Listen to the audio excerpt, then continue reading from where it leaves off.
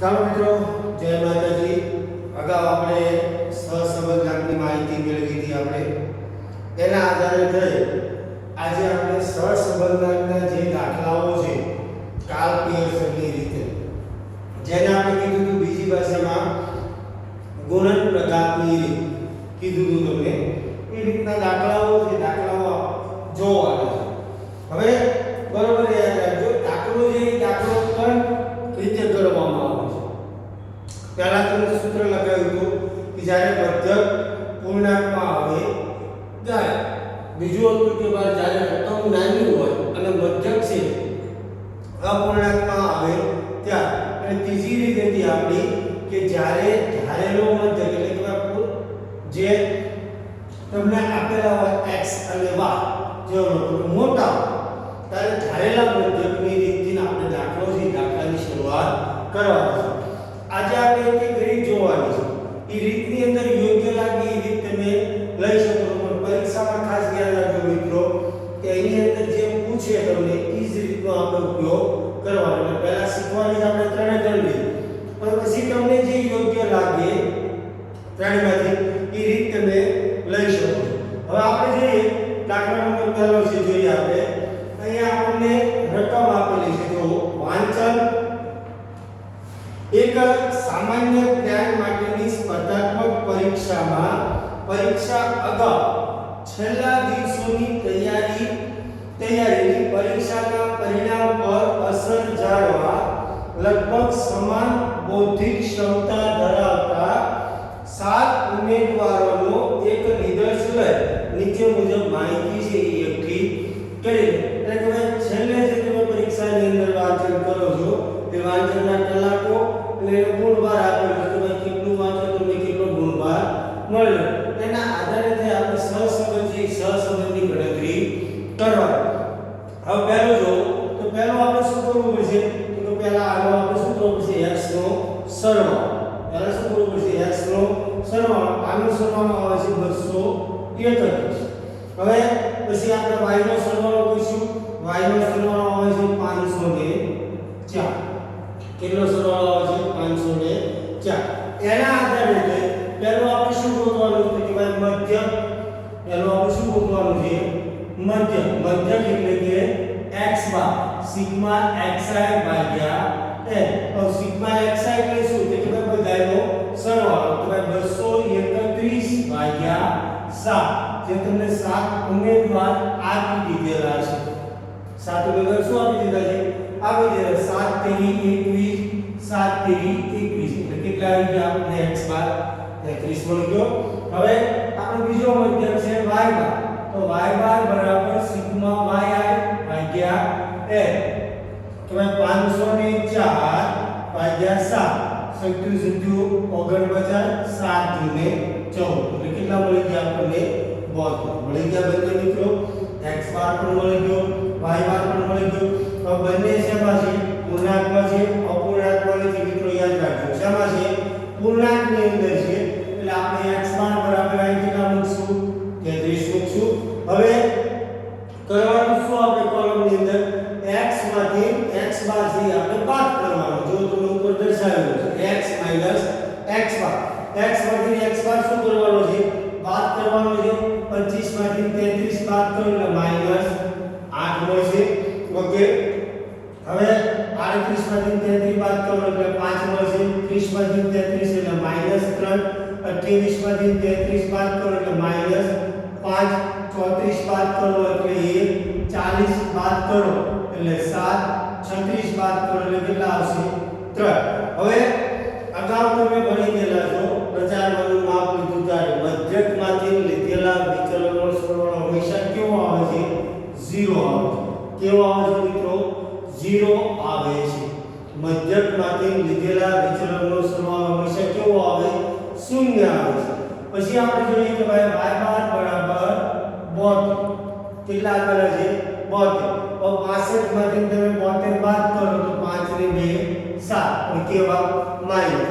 75 બાદ કરો એટલે કેટલા આવશે? 3. 68 બાદ કરો એટલે -4. 70 બાદ કરો એટલે -2. 73 એટલે 0.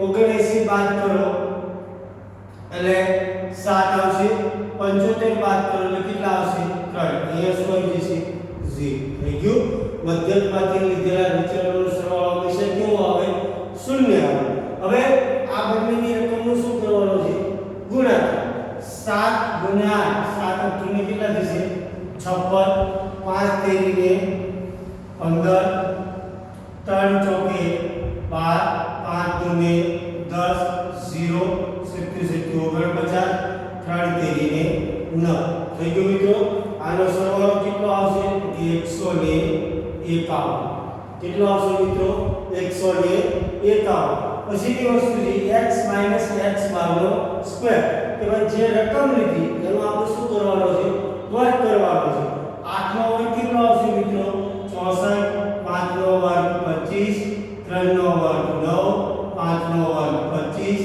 1 નો વર્ગ 1 7 નો વર્ગ 49 3 નો વર્ગ 9 થઈ ગયું આનો સરવાળો કેટલો આવશે મિત્રો 182 કેટલો આવશે 182 હવે જો y y બાર સરવાળો કરો 7 નો વર્ગ કેટલો આવશે 49 3 નો વર્ગ 9 4 નો વર્ગ 16 2 નો વર્ગ 4 0 8 નો વર્ગ 49 3 નો વર્ગ 9 એટલે ટોટલ કેટલા આવી ગયા આપણી પાસે 136 ટોટલ કેટલા થઈ ગયા 136 થઈ ગયા મિત્રો અહીંયા કોષ્ટક બની ગયું આપણું હવે આપણું સૂત્ર હતું કે ભાઈ r બરાબર સિગ્મા x માઈનસ x બાર y માઈનસ y બાર છેદમાં સિગ્મા x માઈનસ x બાર નો સ્ક્વેર અને બીજા વર્ગમૂળની અંદર સિગ્મા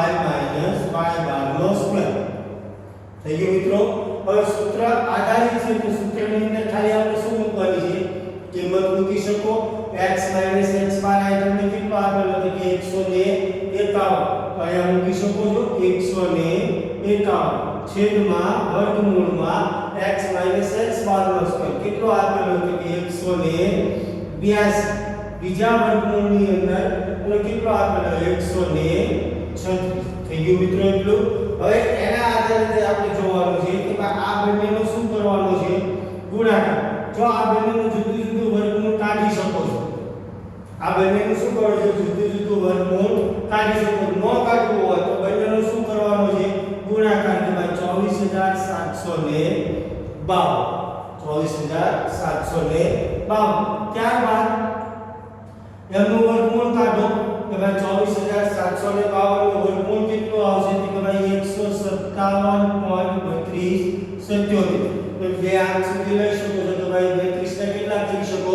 33 કરી શકો 0.5 ની ભૂલ છે એ આંકડા શાસ્ત્રમાં માન્ય રાખવામાં આવે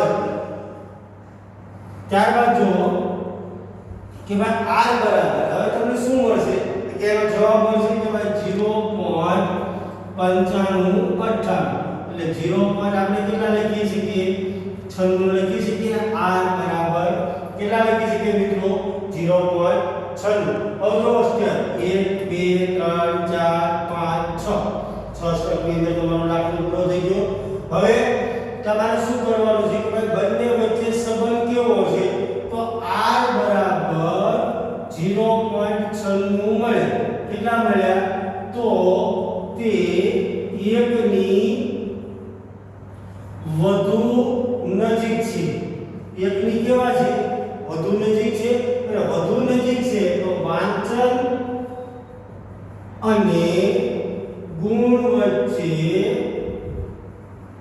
ગાઢ સહસંબંધ છે તેમ કહેવાય એટલે પરીક્ષા ઉપર જો વાંચન આપણે વધારીએ તો આપણા ગુણ કેવા થાય છે આપોઆપ વધે છે શું કામ કે r બરાબર 0.96 આવે છે 1 ની નજીક છે નજીક હોવાને કારણે જે બંને વચ્ચે કેવો સંબંધ છે મિત્રો ગાઢ સહસંબંધ છે